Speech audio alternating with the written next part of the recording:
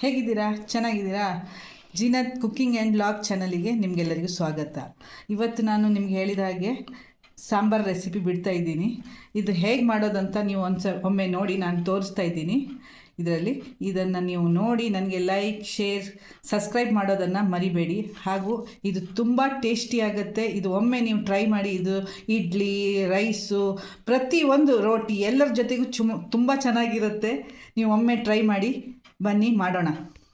ಸಾಂಬಾರಿಗೆ ಬೇಕಾಗುವ ಇಂಗ್ರೀಡಿಯೆಂಟ್ಸ್: ಇದು 150 ಗ್ರಾಮ್ ಬೇಳೆ, ಆಮೇಲೆ ಸ್ವಲ್ಪ ಆರ್ಗ್ಯಾನಿಕ್ ಬೆಲ್ಲದ ಪುಡಿ. ನಾನು ಬೆಲ್ಲದ ಪುಡಿ ತೊಗೊಂಡಿದ್ದೀನಿ, ನೀವು ಯಾವುದಾದ್ರೂ ತೊಗೊಳ್ಬೋದು.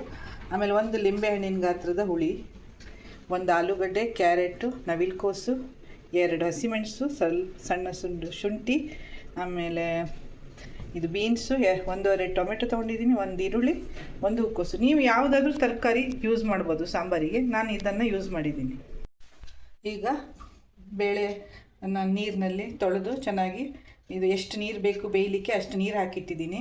2 ಹಸಿಮೆಣಸು, ಅದೇ ನಿಮ್ಗೆ ತೋರಿಸಿದ್ದೆಲ್ಲ, ಶುಂಠಿ ಜಜ್ಜಿ, ಆಮೇಲೆ ಟೊಮೆಟೊ, ಈರುಳ್ಳಿ, ಇದೆಲ್ಲ ಬೇಯಿಸ್ಲಿಕ್ಕೆ ಇಡೋದು. ಆಮೇಲೆ ತರಕಾರಿಗಳನ್ನೆಲ್ಲ ಕಟ್ ಮಾಡಿ ಇಟ್ಕೊಂಡಿದ್ದೀನಿ.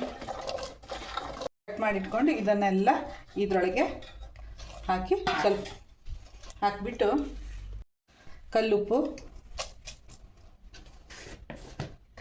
ಆಮೇಲೆ 1 ಟೀ ಸ್ಪೂನ್ ಅರಿಶಿಣ, ಇಷ್ಟನ್ನು ಹಾಕಿ ಬೇಯಿಸ್ಲಿಕ್ಕೆ ಇಟ್ಬಿಟ್ರೆ ಆಯಿತು. ಒಂದು ಸೀಟಿ, ನಿಮ್ಮ ಮನೆಯಲ್ಲಿ ಎಷ್ಟು ತರಕಾರಿ ಬೇಳೆ ಬೇಯಲಿಕ್ಕೆ ಸೀಟಿ ಬೇಕು ಅಷ್ಟು. ನಾನೊಂದು 3 ವಿಸಿಲ್ ಮಾಡ್ತೀನಿ. ನಾನು ಬೇಳೆ ಬೇಯಿಸ್ಕೊಂಡು ಇಟ್ಕೊಂಡಿದ್ದೀನಿ ನೋಡಿ, ಈ ಥರ. ಇದು 3 ವಿಸಿಲಿಗೆ ಬೆಂದಿದೆ. ನೀವು ನೋಡಿ ಎಷ್ಟು ಬೇಕಾಗತ್ತೆ ಅಂತ. ಈಗ ನಾವಲ್ಲಿ ತರಕಾರಿ ಬೇಯಿಸ್ಲಿಕ್ಕೆ ಇಟ್ಟೆ ಆಗಿದೆ, ಬೇಳೆ ಮತ್ತದು. ಈಗ ನಾವು ಅದು ಒಗ್ಗರಣೆ ಕೊಡೋಣ ಸಾಂಬಾರಿಗೆ.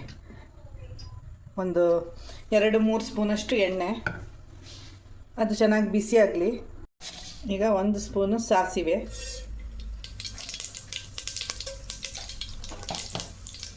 ಆಮೇಲೆ ಇದು ಇಂಗು, ಇದೊಂದು ಸ್ವಲ್ಪ ನಿಮ್ಗೆ ಗೊತ್ತಾಗುತ್ತದೆ ಹಿಂಗೆ ಎಷ್ಟು ಟೇಸ್ಟಿಗೆ ಬೇಕಾಗತ್ತೆ ಅಂತ ಅಷ್ಟು. ಆಮೇಲೆ ಬೆಳ್ಳುಳ್ಳಿ, ಒಂದು 6-7 ಬೆಳ್ಳುಳ್ಳಿ, ಆಮೇಲೆ ಒಗ್ಗರಣೆ ಸೊಪ್ಪು ಮತ್ತು ಒಣಮೆಣಸು 1-2.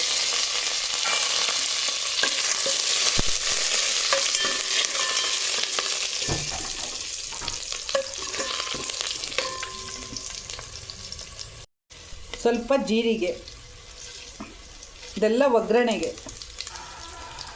ಆಮೇಲೆ ಮಸಾಲೆ ಐಟಮ್ಸ್ ನೋಡಿರಿ, ಇದು ಸಾಂಬಾರು ಪುಡಿ ಹೋಮ್ ಮೇಡ್, ಧನಿಯಾ ಪುಡಿ ಇದು 2 ಸ್ಪೂನು, ಇದು 2 ಸ್ಪೂನು.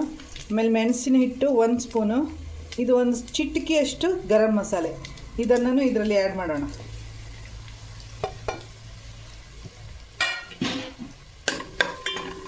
ಸಿಮ್ಮಲ್ಲಿಟ್ಟು ಮಾಡಿ, ಯಾಕಂದರೆ ಇದು ಮಸಾಲೆ ಪುಡಿಗಳು ಅಡಿ ಕತ್ತೋಗಬಾರ್ದು, ಅದಕ್ಕೋಸ್ಕರ. ಆಮೇಲೆ ನಾನು ತೋರಿಸಿದೆಲ್ಲ ಬೆಲ್ಲ, ಅದೊಂದು ಸ್ವಲ್ಪ.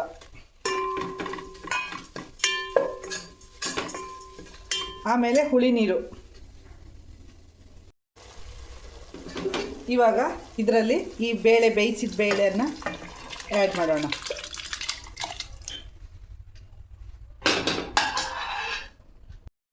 ಇಲ್ಲಿ ನೋಡಿ, ಹುಳಿ ನೀರು ಹಾಕಿದ್ಮೇಲೆ ಹೀಗಾಗತ್ತೆ. ಇದು ಒಂದು ಚೆನ್ನಾಗಿ ಆದಮೇಲೆ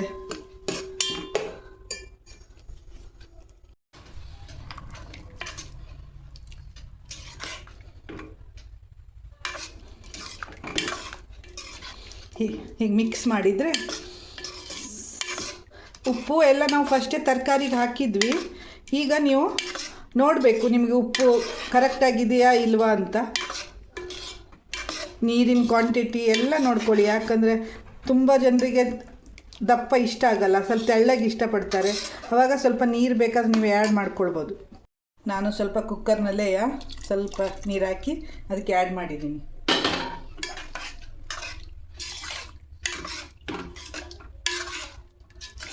ಇದು ಒಂದು ಕುದಿ ಬರಲಿ.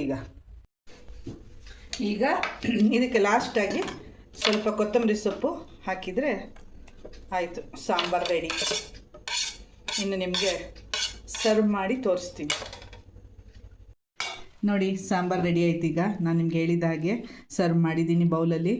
ತುಂಬ ಚೆನ್ನಾಗಿರುತ್ತೆ. ನೀವು ಒಮ್ಮೆ ಟ್ರೈ ಮಾಡಿ ಇದು. ಯಾಕಂದರೆ ಈ ರೆಸಿಪಿ ನೀವು ಟ್ರೈ ಮಾಡಿದ್ಮೇಲೆ ನಿಮಗೆ ಗೊತ್ತಾಗೋದು ಹೇಗಿರುತ್ತೆ ಅಂತ. ಒಮ್ಮೆ ಟ್ರೈ ಮಾಡಿ. ಮತ್ತು ನನಗೆ ಲೈಕ್, ಶೇರ್, ಕಮೆಂಟ್ಸ್ ಮಾಡೋದನ್ನು ಮತ್ತು ಸಬ್ಸ್ಕ್ರೈಬ್ ಮಾಡೋದನ್ನು ಮಾತ್ರ ಮರಿಬೇಡಿ.